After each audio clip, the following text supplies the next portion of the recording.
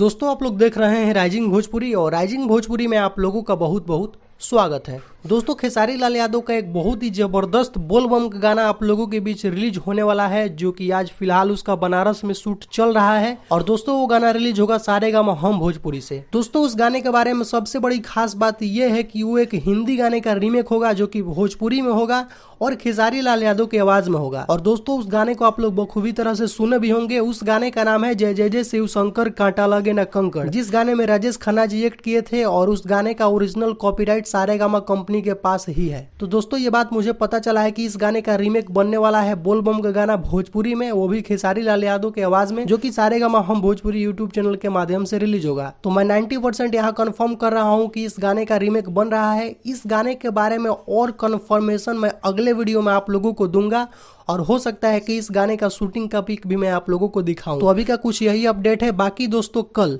यानी 11 जुलाई को खेसारी लाल यादव का बालाजी रिकॉर्ड से एक बहुत ही बेहतरीन गाने का वीडियो रिलीज हो रहा है सुबह में 11 बजे। तो कल आप लोग उसके लिए भी तैयार रहिएगा।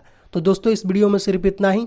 वीडियो पसंद आया हो तो वीडियो को लाइक कीजिए, चैनल पर नए हैं तो चैनल को सब्सक्राइब करके बेल आइकन को प्रेस करके नोटिफिकेशन को ऑल कर लें। तो मिलते हैं एक नए वीडियो में। Thank you so much.